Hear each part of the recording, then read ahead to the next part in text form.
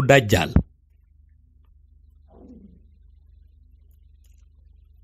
yonent yàlla Isa ibnu Maryam.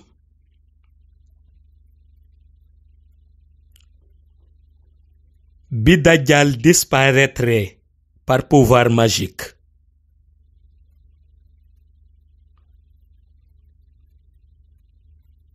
yonent yàlla Isa alayhi salaam utiliser pouvoir spirituel dal di disparaître topp ko.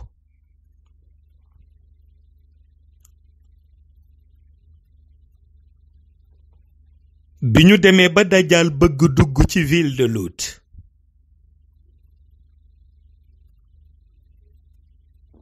Isa alayhi salaam dal di koy rey ci buntu ville de Lout.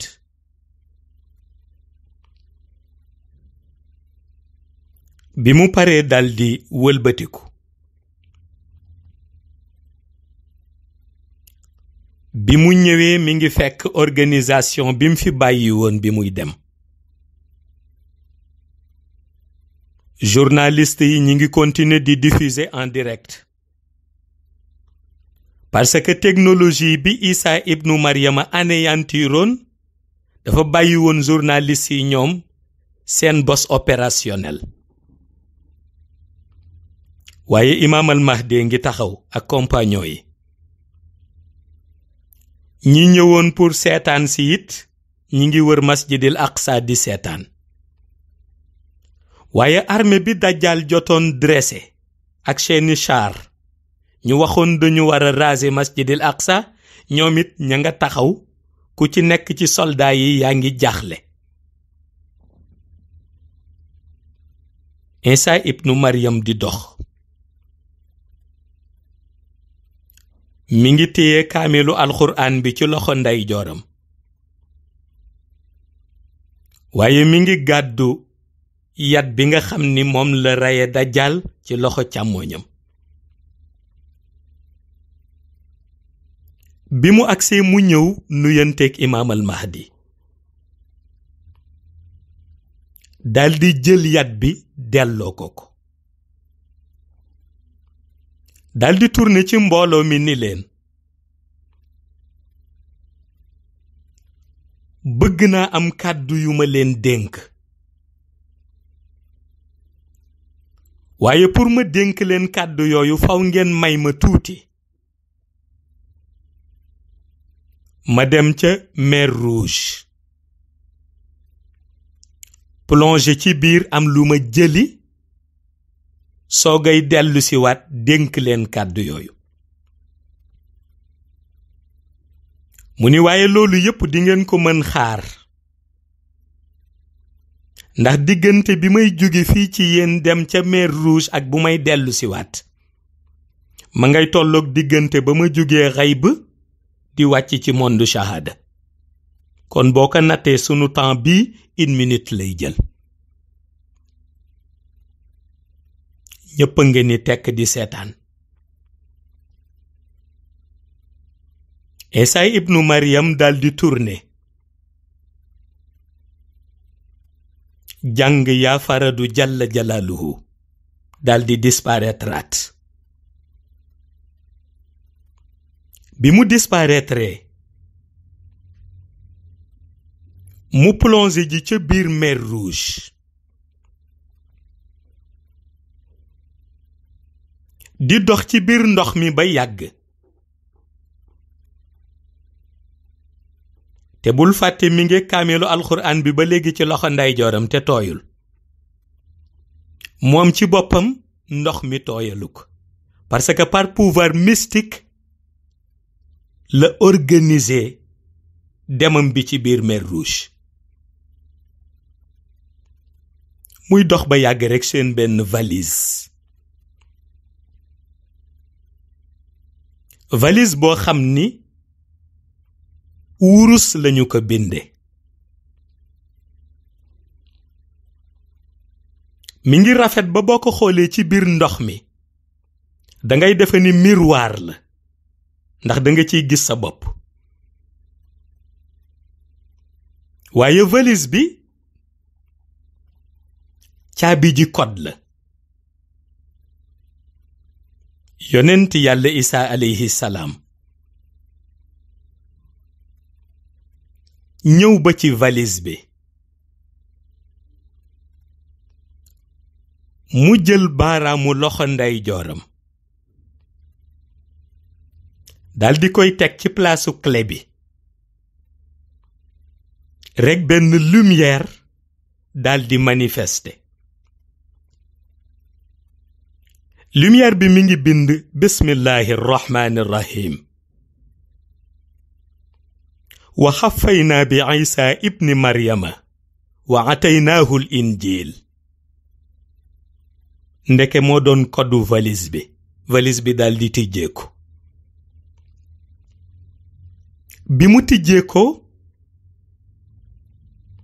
Isa ibnu Maryam daldi jël benn livre ci biir ndax moo ci nekkoon. livre boobu mooy injil bi nga xam ni moom la alxuraan wax ni ci mission Isa bu njëkk bi moom lañ ko joxoon comme téere wa xafaynaa bi Isa ibni Maryama wa ataynaahu l injil. mu gàddu injil bi ci loxo càmmooñam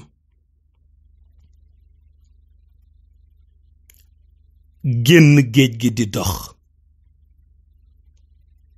réaliser pouvoir mystique bi mu tàmm réaliser daldi teew ci masjidil aqsa ma nga fa fekk ñépp ña nga taxaw.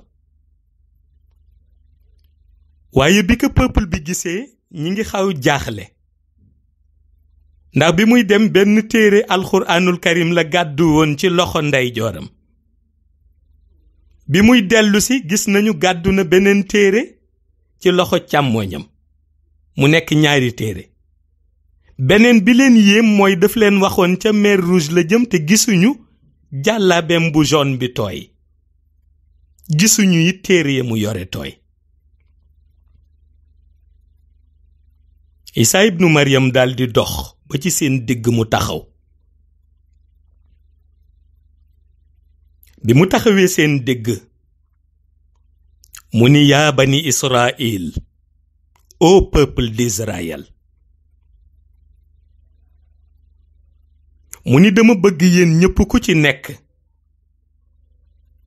mu alma noppam ci benn moment, alma xolam ci benn moment, alma roxam ci benn moment pour déglu parce que li may wax lu am solo la.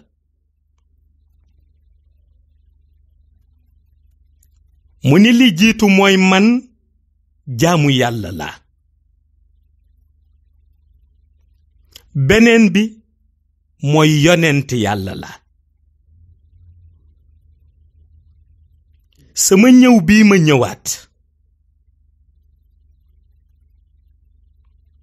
dama ñëw pour wane dëgg. waaye wane dëgg bi mooy imaam al mahdi moo représenté diinal islaam te ñun yonent yépp ay jullit lañu kon ci diinal islaam lañu bokk. kon farata la ma wane jàppale bi ma ko war a jàppale ci mission wam. beneen bi mooy yéen ñépp yéen a ngay demander ana Masiix Dajjal. ma di leen yëgal bis ni ki tey ni Masiix Dajjal deena ca buntu ville de Lod. waaye di ngeen demander it ni ana bàmmeelam. jarul ngeen di sonn ci bàmmeelam. bàmmeelam mooy jahannama. bu ngeen di laaj nag fan lañ ko mujj gis su ngeen demee ba kër Iblis ca ville de Lod ngeen yër teenam boobu mu daan jële bague magique am fa lañ ko mujj gis. mu ni beneen bi ma leen bëgg leeralal mooy dajjaal deewul rekk moom kese, parce que bi dajjaal di dee dafa deewaaleek injustice, kon injustice dee na bis ni ki tey. dafa deewaaleek corruption, kon corruption dee na bis ni ki tey. dafa deewaaleek inégalité, kon inégalité dee na bis ni ki tey. dafa deewaaleek tyrannie, kon tyrannie dee na bis ni ki tey. dafa deewaaleek méchanceté, kon méchanceté dee na bis ni ki tey. yii yépp nag ànd na ak dajjaal bis ni ki tey ñu dee ànd ak moom. kon beneen monde mooy commencé, beneen vie mooy commencé, beneen organisation mooy commencé. organisation bi commencé ci li muy njëkk tegu comme base fondamentale mooy benn baat bi mooy bismillahi rahmani rahim. xul huwa allahu ahad allahu samad lam yalid walam yulad lam yalid walam yulad lam yalid walam yulad walam yakun lahu kufuwan ahad. kon man Isa ibnu Maryam duma doomu yàlla. yàlla amul doom, yàlla jurul te kenn juru ko. tànn na ci ay jaamam jigéen ju sell, jigéen ju sàmm boppam, mu def ci moom leer gi nga xam ni mooy leeru kun fayakun bi nga xam ni moo sabab sama juddu man Isa sama yaay di Maryam. kon jaamu yàlla la, yonent yàlla la. waaye sama ñëwit li ko sabab mooy wan leen ni religion bi benn la, muy religion islam. wan leen ni ñun yonent yépp ci religion boobu lañu bokk. moo tax ma ñëw ànd ci religion islamique fas yéene ànd ak imaam al mahdi mi ko fi représenté. dellu ni yaa bani Israël, au peuple d'Israël, dëmmooyu leen tooñ, dëmmooyu leen diviser, dëmmooyu leen caaxaan, te ngeen wut si ngëneel ñu gidde leen man ak imaam al mahdi. jëme leen fan? jëme leen ci siraatal mustaqim, waaye jëme leen ci dalu xel, jëme leen ci dalu xol, jëme leen ci richesse. mu ni fii ñu taxaw ñaari njaboot a ko seq. benn bi di njabootu Palestine, benn bi di njabootu Israël. ma di leen dëggalal ni bis ni ki tey njaboot googu ànd nañu nekk benn njaboot, muy njabootu jullit. di leen wax ni bis ni ki tey état Palestine mooy cohabiter ak njabootu Israël. bis ni ki tey man palestinien la, man israélien la, jeex na, man jullit laa rekk ay jóg. bis ni ki tey amatul nationalité, amatul ethnie, parce que ñépp benn baat moo leen tënk, muy baatu jullit, bootu ci ginnaaw sayyidina Muhammad sunu sang sallallahu alayhi wa sallam. mu ni pourtant annoncé naa leen ko waaye dañu falsifié sama wax. daldi tàllal loxo ndeyjooram teg ci alxuraan, tàllal loxo càmmooñam teg ci injiil ni yaa bani Israël, ô enfants d'Israël, ana ñi mën a liir, ana ñi mën a jàng, ana ñi am xel, ñëw leen ngeen tijji liir alxuraan, su ngeen paree ngeen liir injiil ndax di ngeen ci gis wuute, walla ngeen ñëw tijji liir injiil su ngeen paree liir alxuraan ndax di ngeen ci gis wuute. benn différence amu ci. la yàlla doon santaane démb moom la santaane tey. ñun ñëpp ay jullit lañ, ñun ñëpp ci islaam lañu bootu, kon dara waruñu diviser. su ma jugee léegi dana ànd ak imaam al mahdi ñu dugg ci biir masjidil aqsa, organiser gouverneuru islaam yi. réew mu nekk dinañu fa yabal gouverneuru islaam mu ànd ak ña nga xam ni ñoo dëkk ak moom ca réew moomu, liggéey ak ñoom. ñu liggéey pour lan? pour sunu développement. liggéey pour lan? pour sunu dundu àdduna. liggéey pour lan?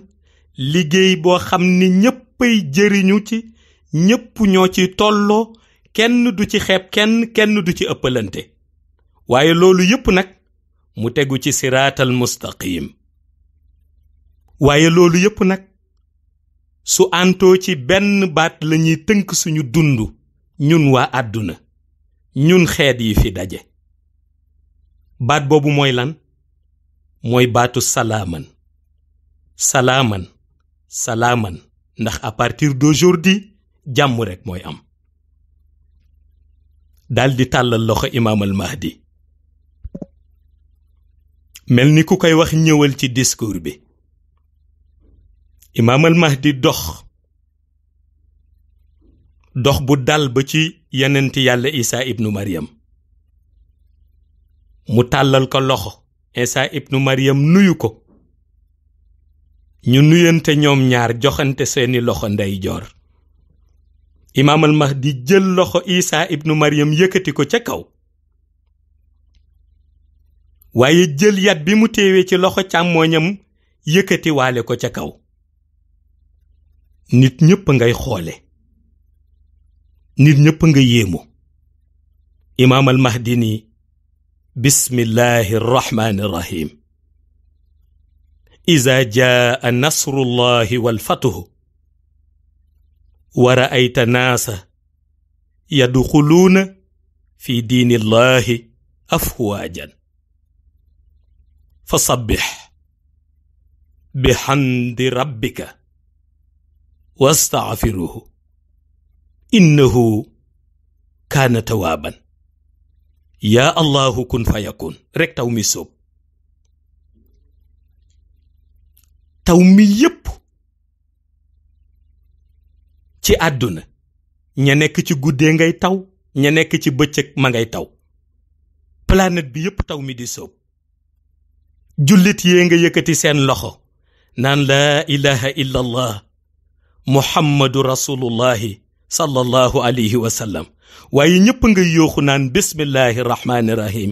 iza jaa nasrullahi wal fatuhu wa ra'ayta naasa yadxuluuna fi diinillahi afwaajan fa sabbix bihamdi rabbika wastaghfiruhu innahu kaana tawaaban.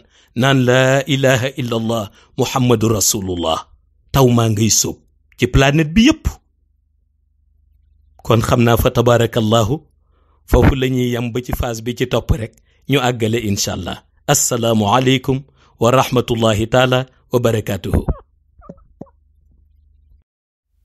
assalaamu aleykum.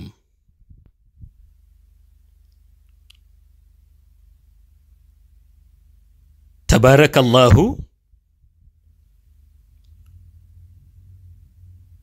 ñi ngi dellu si di ziyaare mbokk yu tedd yépp, di leen ndokkeel ci weeru barke bi di shahru ramadan. tey ñu fas yéene ñëw ci phase numéro 26 ci histoire Dajjal.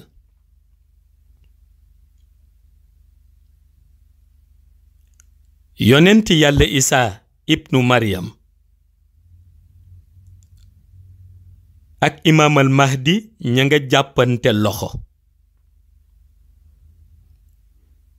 jullit yi ña ngay célébrer victoire u islam ca buntu masjidil aqsa.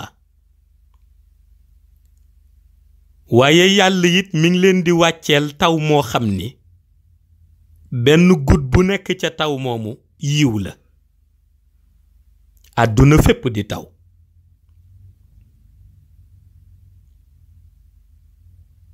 bi nit ñi commencé di tooy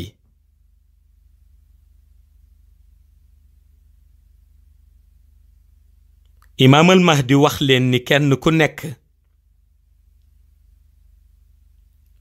mën na delluwaat fa mu jóge woon, parce que moom ak yonent yàlla Isa alayhi salaam mu ni leen dafa am mission bu am solo bu ñu war a doxal. ñu daldi tas assistance bi. waaye journaliste ya doon diffuser en direct ca seen chaîne de télévision ya ñoom ña ngay commentaire ca seen biir diggante Dajjal na mu meloon ak fi mu tollu woon ak ci benn laps de temps li leen Isa ibnu Maryam wax ni règne bi nga xam ni moom la Dajjal doon régner sur terre jeex na. loolu jaaxal leen ñu di ci waxtaan. ca boobu fekk na compagnon imaam al Mahdi ña nga évacuer masjidil aqsa pour xëjal yonent yàlla Isa ibnu Maryam ak imaam al Mahdi ñu mën a doxal seen mission. ñoom ñaar ñu ànd dugg ci biir masjidil aqsa julli ñaari rakka sante ko yàlla. bi ñu paree ñu toog jàkkaarloo ñoom ñaar ci diggu masjidil aqsa.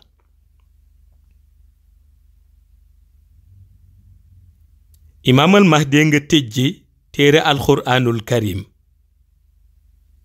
Isa ibnu Maryam ma nga tijji moom it téere alxuraanul karim. mu jàng moom imaam al Mahdi suuratul fatxi. Isa ibnu Maryam it jàng suuratul fatxi ba mu jeex. bi ñu ko àggalee ñoom ñaar benn ëmb lumière daldi bëtt diggu masjidil aqsa daldi génn seen diggante ñoom ñaar. ëmb lumière bi benn bu ca nekk benn turu yàlla bu ñu codé moo ci ne. ñu tànn ca juróom ñaari tur ci ëmb lumière boobu daldi ànd jàngandoo ko ñoom ñaar. biñ ko jàngandoo ba pare ba nga xam ni lépp lu cay secret lépp lu cay ngëneel borom bi jox na leen ko ci jotaay boobu. ca la ko imaam al Mahdi jox tur yi nga xam ni ñoom la foog comme ay gouverneur ci réew mu nekk ñan ñoo mën liggéey ak ñoom. Isa ibnu Maryam daldi apprécier kenn ku ca nekk ca fa sa mission nekk ñu yabal la fa. waaye ñi nu yabal ñépp dañu leen wax ni ku dem rekk na ngeen dajale expert yi nga xam ni ñoom ñoo xam budget bi réew moomu soxla pour ñu mën ko développer. bi expert yépp daldi defee seen compte rendu ñu jottali message bi yonenti yàlla Isa alayhi salaam ak imaam al mahdi.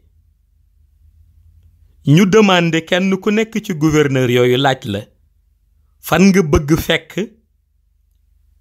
alal bi nga xam ni moom nga soxla pour liggéey, nga joxe béréb boo ko bëgg fekk. ñi am banque yu nu joxe, ñi am résidence yu nu joxe, waaye ku ci nekk ci 5 minutes wax nañ la ni la demal ca béréb boobu, budget ba nga soxla boo ñëwee waxuma budget bi rek nga fay fekk, mais double budget bi nga fay fekk. ba nga ñëwee it noonu nga ko fekke. te la yéeme mooy jaarul ci ay nit yu gàddu ay valise di ko indi, parce que imaam al mahdi ak yonent yàlla Isa alayhi salaam ci secret kun fayakun la nu jaarale alal jooju ñëpp jot ca. réew yëpp commencé di développé wu.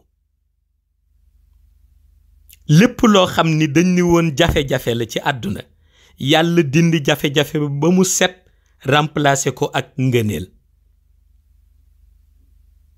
nit ñi di dund boo xam ni kenn sonnatul ci soxla richesse, ndax imaam al mahdi ak yonent yàlla Isa dañu mettre à la disposition des musulmans banque yoo xam ni ku soxla soo demee ñu war la lebal dañu lay laaj li nga soxla ñu jël ko may la ko. ba tax nga daan dégg hadis yi ñëw ca dundu yonent yàlla Isa alayhi salaam ñuy wax ni su wàccee dana am période boo xam ni dañuy séddale alal, dana dem ba sax jullit bi ñu jox ka fekk na soxlootu ka ndax la mu am rek dafa bare ba doy na ko. ca jamono jooju lañu toll. banque yi nga ñëw pour def crédit, banque yi jël jox la. waaye fu ñu toll ci àdduna bi ñu gis ni nature bi yépp dafay naat. garab bi nga daan xam ni boo ko jiwee dana am 10 jours pour mu commencer di sax, garab boobu léegi boo ko jiwee dans les heures qui suivent lay sax ci baatu kun fayakun. waaye garab bu daan am 20 ci ay fruits, garab boobu léegi 100 ci ay fruits lay am. yàlla jël lépp loo xam ni dafay neexal dundu doomu aadama indi ko ci àdduna ci jamono jooju. moo am bis yonenti yàlla Isa alayhi salaam demande imaam al mahdi turu benn gouverneur. imaam al mahdi ni ko gouverneur boobu dafa am benn frère am boo xam ni dafa feebar, moom la demoon seeti ko hôpital. rek yonenti yàlla Isa alayhi salaam daldi muuñ ca muñam bu rafet boobu ne kon de ndekete àdduna neex na, waaye ba léegi am na ñoo xam ni yëguñu neexit bi ndax ñi ngi feebar. daldi ni imaam al mahdi nañu ànd dem ca Kaaba ga. ñu jóge Jérusalem ànd ak ay jullit daldi dem Màkk. bi ñu demee ba Màkk ñu def seen tawaaf ñoom ñaar, Isa alayhi salaam ak imaam al mahdi. ba ñu defee seen tawaaf ba àgg ci juróom ñaareelu tuur bi, Isa alayhi salaam ca la tàllal loxoom yàlla, imaam al mahdi yi tàllal loxoom, jullit yi fa nekkoon di tawaaf ànd ak ñoom tàllal seen loxo. mu ñaan yàlla ni yàlla na nga wéral ñi feebar, ñaan yàlla ni yàlla na nga viddal hôpital yi ba dootul amati malade. ndekete ñaan ba yàlla nangu na ko ci kun fayakun. le lendemain rek malade yi gënoon feebar kenn ku ca nekk commencé di wér ba médecin yi leen doon faj sax jaaxle lépp nekk par miracle. mu dem ba hôpital yi ku feebar nekkatu ci. ña doon liggéey ci wàllu médecine dem ba gisatuñu sax ku ñuy faj.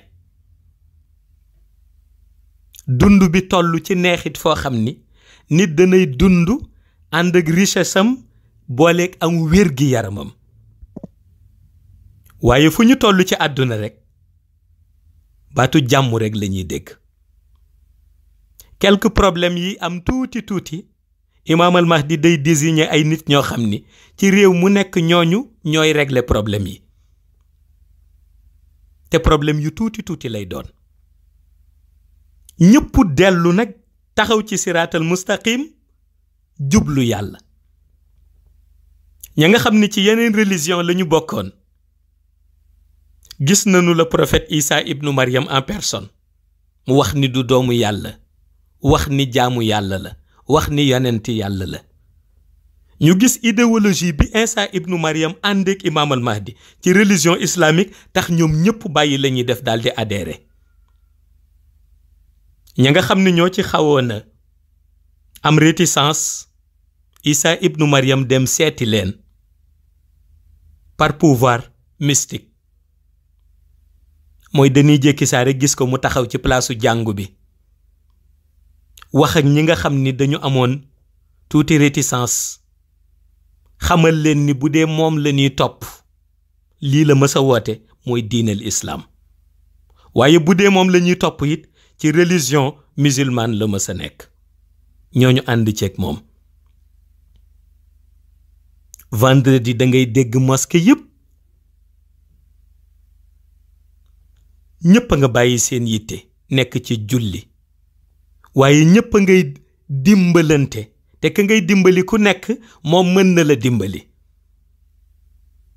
waaye bu nit doxee àdduna bi toll ci mbaax foo xam ne bu nit doxoon bay bëgg fakkastalu pour daanu sax ka dend ak moom ay daw si téye ko ba du daanu. ndax xol yu ànd, ndax xol yu rafet. Isa ibnu Maryam ak Imam al Mahdi ñuy jaabante diggante Jérusalem, diggante Makka, diggante Medinatul Munawwar. waaye Isa ibnu Maryam it ci diggante bi na ko yaayam waxe woon muy sayyidatuna Maryam, Isa ibnu Maryam jël na soxna. ñuy superviser nag liggéeyu gouverneur yi ci àdduna. ñu nekkee noonu pendant 7 ans. àdduna bi amee benn ressource boo xam ni ci lu doomu aadama mën a dunde kenn xamul nu ressource boobu toll. waaye la ca yéeme woon mooy àdduna bi yépp ña nga tegu ci ñaari xaqiqa. benn bi di ngërëmal yàlla ndax lu nu soxla ci yiw am nañ ko. beneen bi di yërmande yàlla ndax yàlla def na yërmande yi seen xol ba ki doon bañ nit bañatu ko, ki doon contre nit contretu ko, ki bëggul woon nit jukko boobu dañ na ci moom. ñëpp àndandoo nekk benn, ñëpp àndandoo nekk ci siraatal mustaqim. waaye ñaari dirigeant rek lañ doon déglu. rapport bu gouverneur yi def ñoom ñooy amee dernier mot yi muy Isa alayhi salaam ak Imam al Mahdi. ñuy dunde noonu pendant 7 ans ba xëy rek Imam al Mahdi tàggu leen wax leen ni waxtu bi nga xam ni war na jóge moom ci monde shahada dem barzaq waxtu ba jot na. donte ñëpp dañu amoon ci moom mbëggeel goo xam ni ak cofeel goo xam ni kenn bëggul woon mu dem bàyyi la fi. waaye mu wax leen ni demul ndax ki nga xam ni jóge na ci monde shahada dem barzaq te kim fi bàyyi mot mission bi kon demul. mu ni leen te Isa alayhi salaam mi ngi fi te mot na mission bi. kon mu ni sama gannaaw yéen ñëpp na ngeen wëlbatiku bët bi ngeen ma doon xoole ngeen koy xoole yonent yàlla Isa alayhi salaam. ànd bi ngeen doon ànd ak man ngeen koy ànd ak yonent yàlla Isa ibnu Maryam. ndax mën naa làqu ci seen bët ci ñenn ñi waaye juguma fi ndax Isa ibnu Maryam mi ngi fi. tàggu leen ndeysaan ak ñenn ñi tristesse ba ñu àndal keroog daldi dellu ca dëkkam génn àdduna nu denc ka ca xabroom. yonent yàlla Isa alayhi salaam nag ginnaaw denc bi moom mu daldi jël relève bi nag. bi mu jëlee relève bi mu fas yéene nag wax waa àdduna ban feuille de route lay utiliser pour doxal mission bi ci 2 ans yi nga xam ni moo ko fi dese tabaarakallah.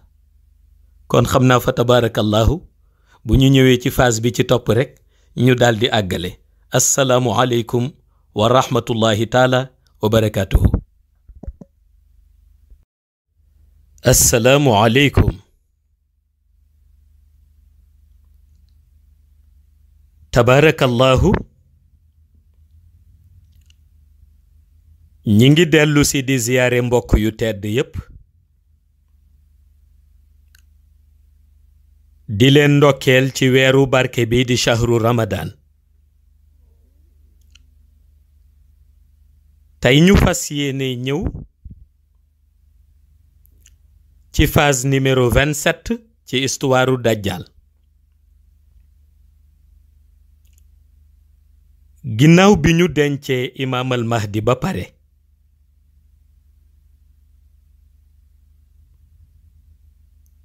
yonent yàlla Isa ibnu Maryam daldi convoqué gouverneuru islam yépp wax leen ni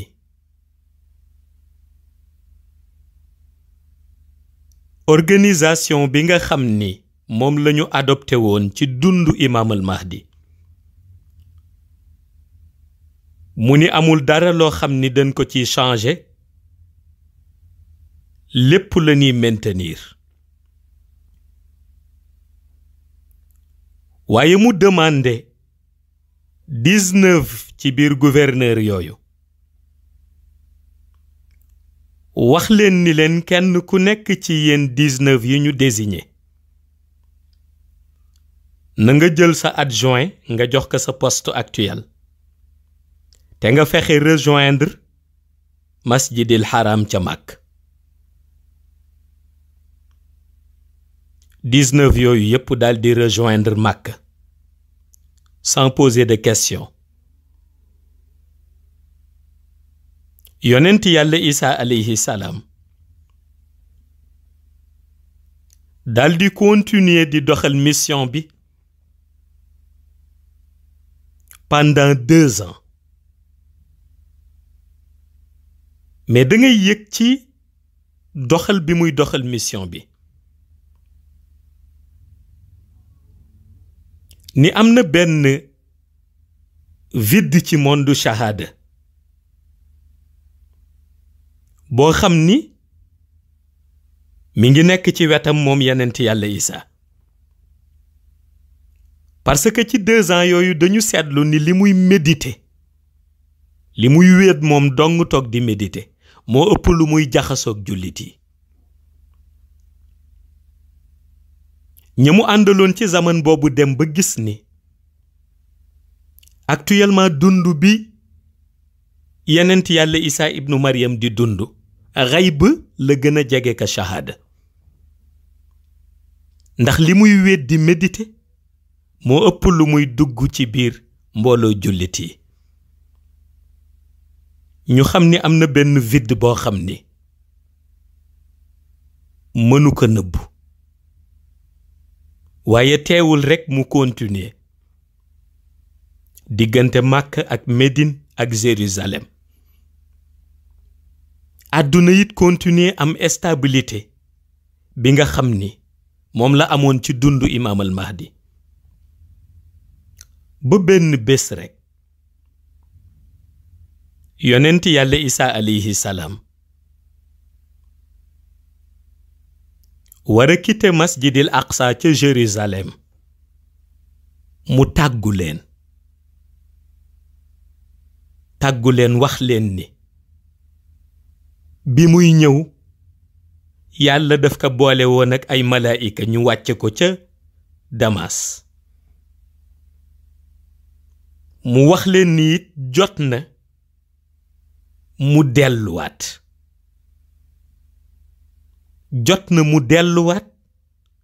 fi mu jóge woon wàcc te muy monde xayb jàng la muy jàng daldi disparaître ñu dem ca ay jullit yi nekk Jérusalem laaj leen ana prophète Isa ibnu Maryam ñu ni prophète Isa ibnu Maryam wax na ni dafa wàccoon wax na ni it mission am jeex na kon delluwaat na waaye ñu bare foogoon ni dellu boobu mooy dafa yéegaat asamaan fekk dellu boobu ci beneen anam la amee ndax bi mu quitté Jérusalem moom yonent yàlla Isa ibnu Maryam par pouvoir mystique ma nga retrouvé wu ca masjidil haram ca Makka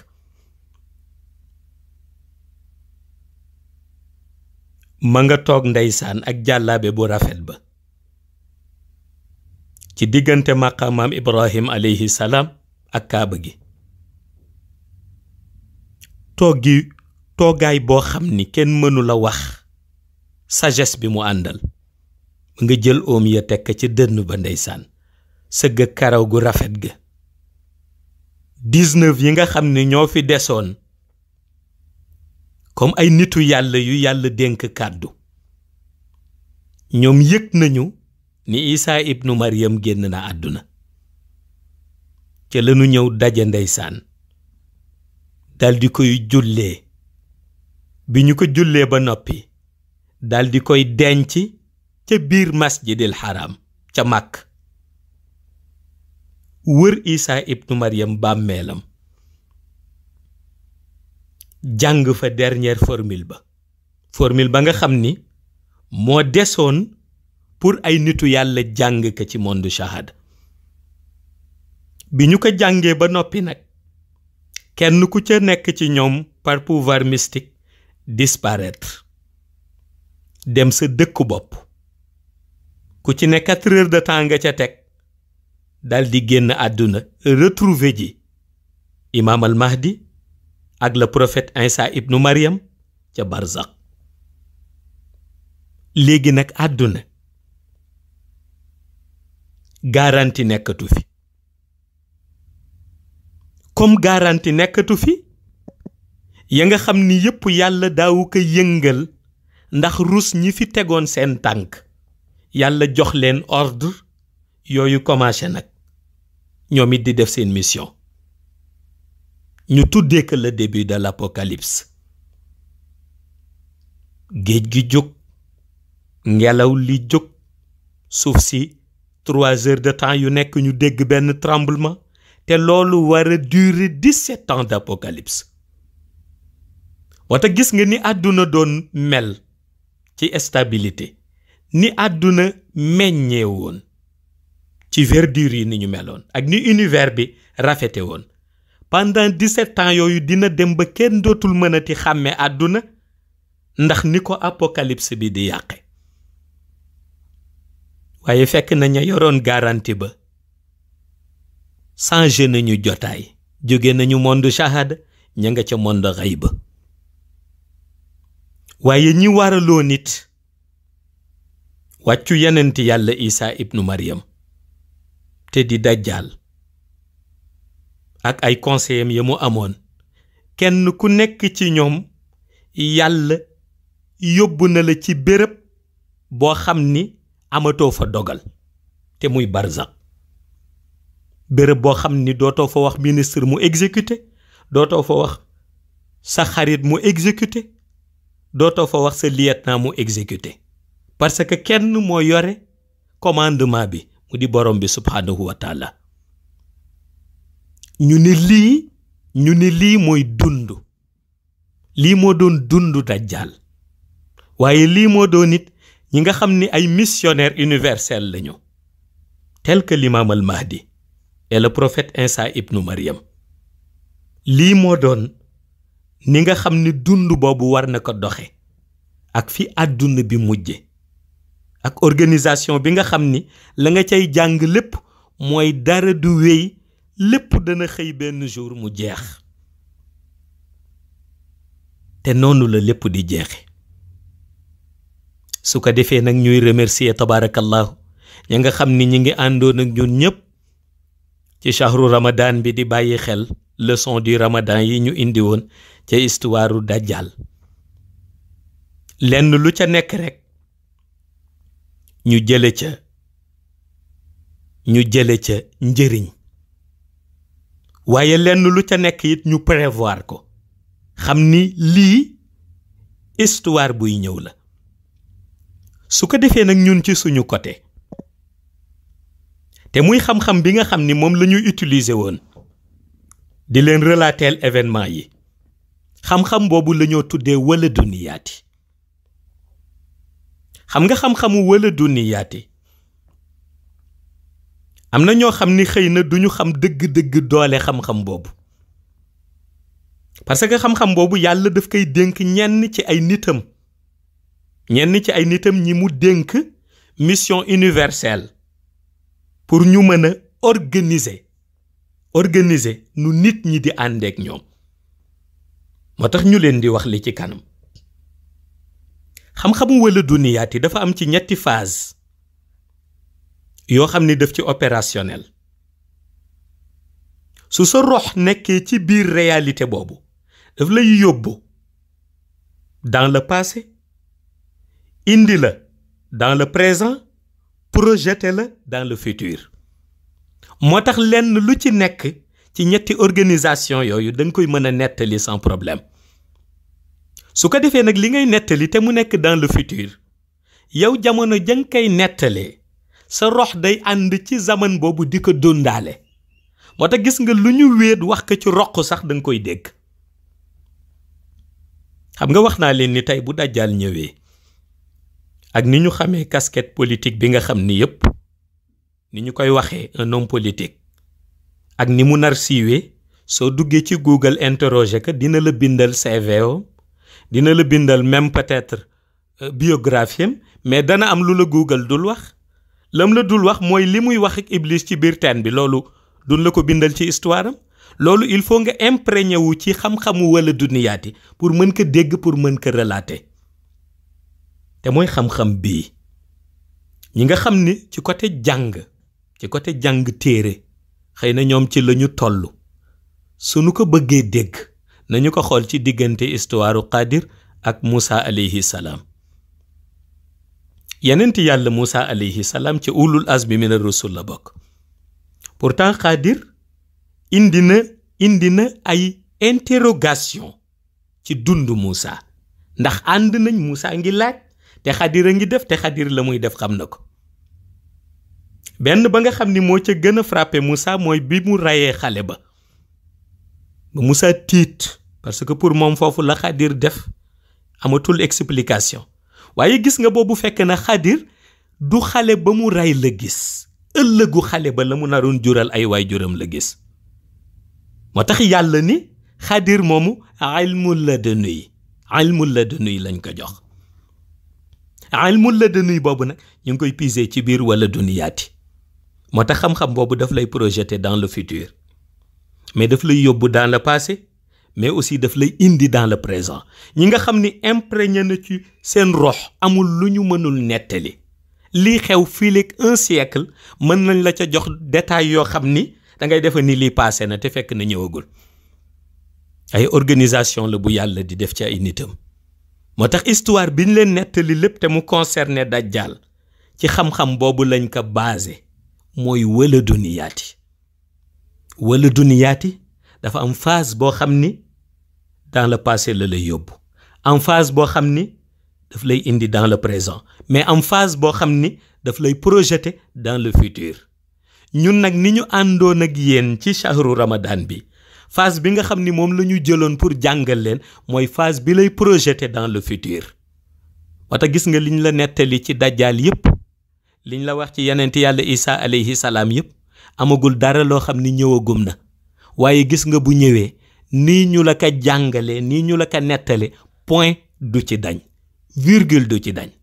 xam nga lu tax? parce que du sunu xam-xam rek bu ñuy foog wala bu ñuy xalaat ni nii la war a demee wala bu ñuy natable ni bu d'après les hadiths nii la war a demee dafay loo xam ni dañu ci teg suñu bët gis ko buñ koy nettali dañ koy dund ci moment bi nga xam ni dañ koy nettalee ba son voix yi nga xam ni daf cay nekk nañuy waxantee ca biir teen ba na nga xamee ni réalité ya noonu lay doxe ca taxawaay ba ak ca melokaanu yëre yeeg yépp dafay fekk ñu jàkkaarloog moom nii ndax wala duniyaati moo mel noonu su ko defee nag liñ la cay nettali yow mi koy dégg pour lan la pour préparer sa bopp ci mission boobu ndax dajjaal boo ko weddee it dana ñëw te bu ñëwee wax naa la ni nu tënkee wàllu na mu nekkee ku dangereux mënuñu wax sax ba dab ko kon lu nu wax ci moom rek raw na ko waaw te su ko defee it jullit bi mu ci fekk fii ci monde shahada soo teelul jàng melokaanam mën na la faagaagal wala mu yàq sa rox ba dugal ko ca la nga xam ni du bokk ci li gënal borom bi subhaanahu wa taala kon loolu mooy xam-xam bi ñu indi woon doon ko partagé ak yéen ci shahru ramadan bi te muy histoire nit kooku ñuy wax dajjal ñu indi woon ko jaare ko ci wala duniyaati yal na yàlla taxawu ñëpp ci zaahir ak ci baatin yal na yàlla may ñëpp ñu fekke waat déwén ba ñu indil leen beneen xam-xam yal na yàlla mottali seen dund ci shahada yal na yàlla nangu koor gi yëpp ci barke yonent bi sallallahu alayhi wa sallam barke Mawlaay Cheikh Ahmad Tijaani radiyallahu taala anhu assalaamu aleykum wa rahmatullahi taala wa barakatuhu